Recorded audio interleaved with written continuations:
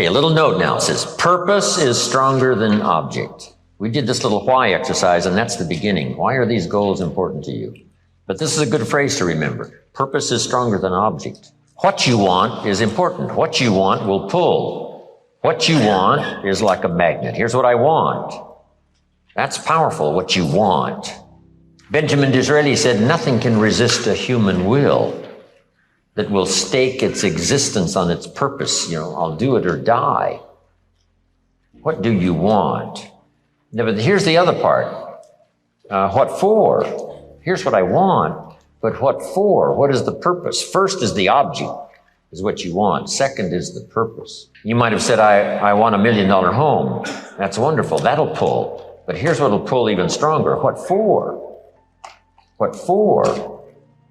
And if you can describe more in detail to stir the emotion and the intellect and the spirit and the soul, here's why, here's what for, then it's the what for that's even more powerful than the what.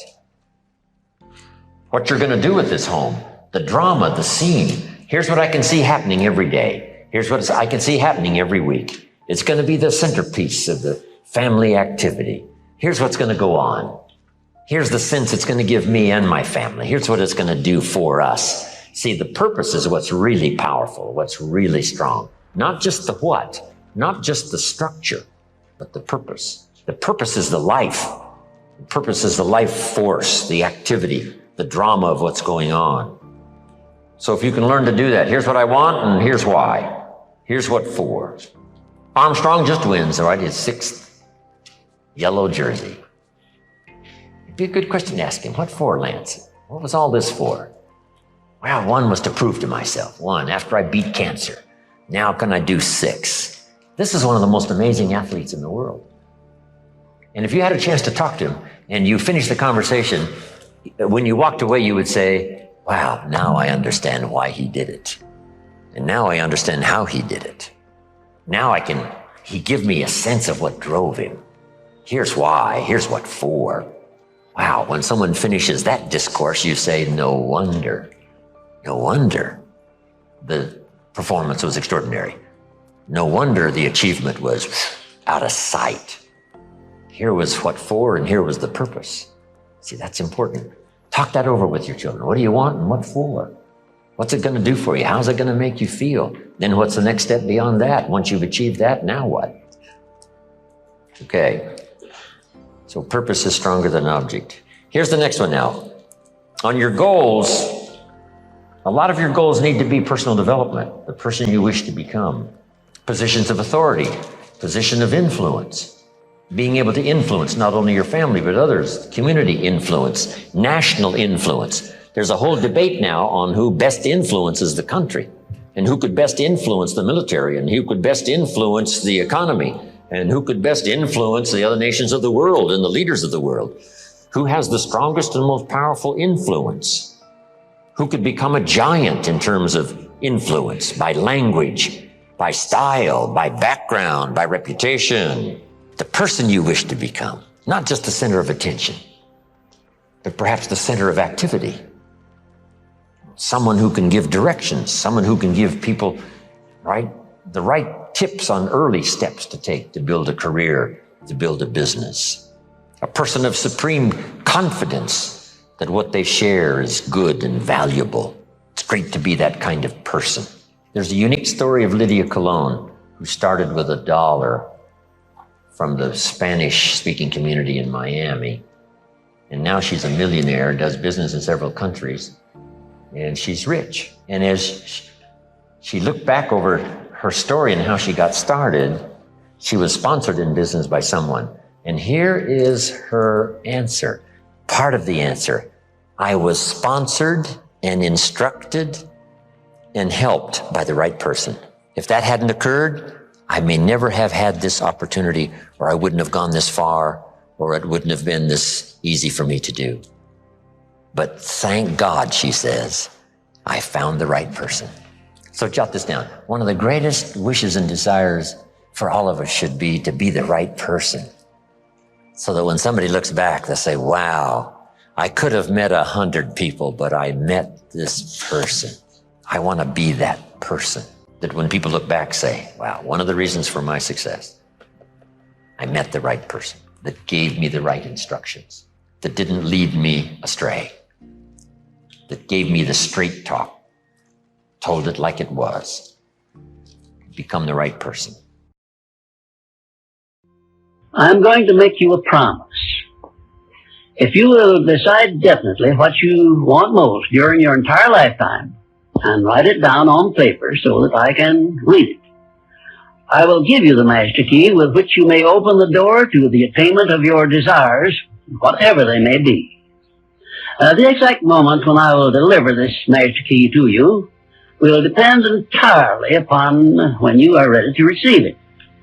This is the first of 13 messages that I will deliver to you. Now, in each message, I will describe the master key in terms that you will understand, if you are ready to understand.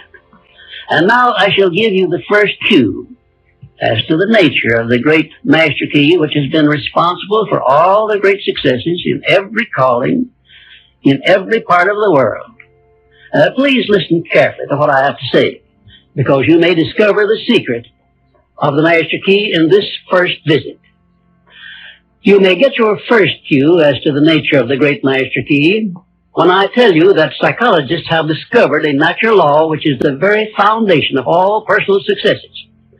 And I can describe it to you in one short sentence so you can understand it. Whatever the mind can conceive and believe, the mind can achieve. Isn't that a profound statement? You will notice that it says nothing about the need for education, but simply that whatever your mind can conceive and believe, your mind can achieve. Now, if you want evidence that the mind can achieve whatever the mind can conceive without the benefit of formal education, you only have to remember that Thomas A. Edison conceived the idea of becoming an inventor and lived to become the world's greatest scientist in the field of invention, with only 3 months of common school education. When I first heard Andrew Carnegie describe this natural law, which makes it possible for you and I and everyone else to write his own price tag in life and attain it, I became so enthused over it that I began to search for the power back of it. And my curiosity led me finally to the discovery of the master key, which I shall reveal to you if you are ready to receive it. My search led me to the study of the spiritual forces with which all of us are blessed. And it was in this field that I came upon a clue which has enabled me to help millions of people to find their earthly destinies. I want to describe my discovery in the simplest terms possible, because it will reveal to you why it is true that whatever the mind can conceive and believe, the mind can achieve, regardless of how many times you may have failed in the past or how lofty your aims and hopes may be. I caught my first fleeting glimpse of the profound law which provides the means by which we may choose our own purpose in life and attain it, while I was being coached by Andrew Carnegie during the organization of the Science of Success philosophy. I had just finished telling Mr. Carnegie that I feared he had chosen the wrong person to give the world the first practical philosophy of personal success because of my youth, my lack of education, and my lack of finances. Well, at this point, Mr. Carnegie delivered a lecture that I shall never forget, because it changed my entire life and paved the way for my helping to change the lives of millions of people, some of them not yet born. Let me call your attention to a great power which is under your control, said Mr. Carnegie, a power which is greater than poverty, greater than the lack of education, greater than all of your fears and superstitions combined. It is the power to take possession of your own mind and direct it to whatever ends you may desire. This profound power, Mr. Carnegie continued, is the gift of the Creator, and it must have been considered the greatest of all of His gifts to man, because it is the only thing over which man has the complete and unchallengeable right of control and direction. When you speak of your poverty and lack of education, Mr. Carnegie explained, you are simply directing your mind power to attract these undesirable circumstances, because it is true that whatever your mind feeds upon, your mind attracts to you. Now you see why it is important that you recognize that all success begins with definiteness of purpose, with a clear picture in your mind of precisely what you want from life. Then Mr. Carnegie continued his speech with a description of a great universal truth which made such an impact upon my mind that I began then and there to give myself a new outlook on life and set up for myself a goal so far above my previous achievements that it shocked my friends and relatives when they heard about it. Everyone, said Mr. Carnegie, comes to the earth plane blessed with the privilege of controlling his mind power and directing it to whatever ends he may choose. But, he continued, everyone brings over with him at birth the equivalent of 2 sealed envelopes, one of which is clearly labeled, the riches you may enjoy if you take possession of your own mind and direct it to ends of your own choice. And the other is labeled, the penalties you must pay if you neglect to take possession of your mind and direct it. And now let me reveal to you, said Mr. Carnegie, the contents of those 2 sealed envelopes. In the one labeled riches is this list of blessings. 1, sound health. 2, peace of mind. 3, a labor of love of your own choice. 4, freedom from fear and worry. 5, a positive mental attitude. 6, material riches of your own choice and quantity. In the sealed envelope labeled penalties, Mr. Carnegie continued, is this list of the prices one must pay for neglecting to take possession of his own mind. 1, ill health. 2, fear and worry. 3, indecision and doubt. 4, frustration and discouragement throughout life. 5, poverty and want.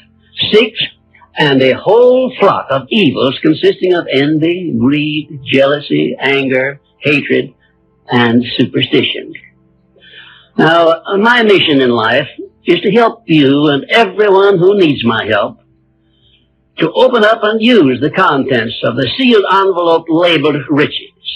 And the starting point from which you must take off if you wish to write your own ticket from here on out for the remainder of your lives, I will describe for you in these simple instructions. 1, procure a neat pocket-sized notebook, or something on the order of this one here, loose leaf affair.